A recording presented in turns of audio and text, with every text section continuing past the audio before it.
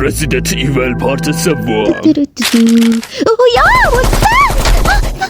برم کلوش. همون جارو رو آخر میکنم تو کونت. بگی کنم دیگر هنوزی خراب شده. سپرازهای دیگه بس. چه سی داره برگشتی تو این زنده خونه ها؟ شنیدم زن گرفتی. ایداس مگه نه؟ مثل خودت خیلی رسیدنیه. اینم کتت بیا بگیره. بهتره کمتر بزنی. با وجود تو نمیشه.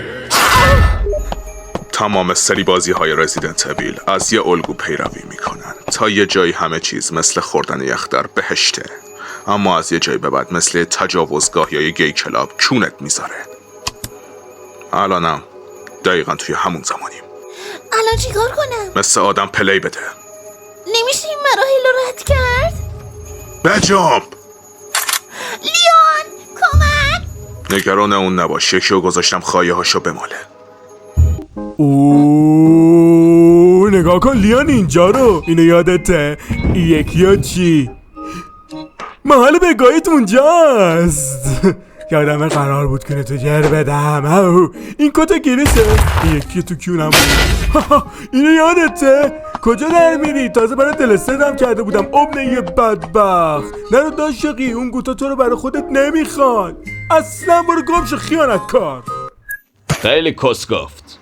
لیان اسکندی گیرت آوردم. پایین کش کن که مهمان زیاده است. اولین نفرم من روش امضا میزنم. پرویز خان. ببخ خاندانتم. نه خیلی خفه شو زیگیل متحرک. اونی که اول لیانو میکنه منم. تو برو تو کونه بابات. اول من میلیون دادم تو هم برو خیال بکن تو کونه. اما تو مسر رفتن کنید تو کونو. برید درتونو بذارین. کونه لیان الان نشون میدم که کیر بزرگیانه تا.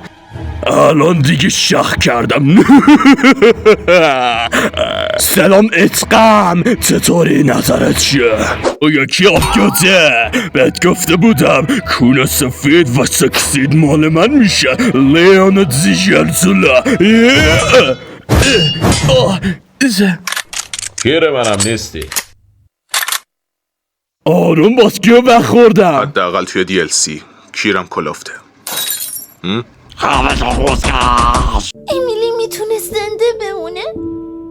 گریس، من فقط بهش تجاوز کردم. شایدم یه ذره بیشتر از تجاوز یا حتی پارگی، ولی من نبردم شهر فرش. داری چه انی میخور لیان؟ اون فقط یه کودک مرده. بازو بس کن. ممنون سلیته. ببین برو بکن.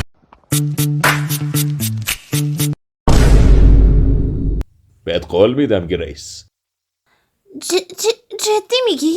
منطقی نیست حرفت. بذار از تیتراژ لذت ببرم گریس. رسانه اینترنتی جردن استوریز با افتخار تقدیم میکنه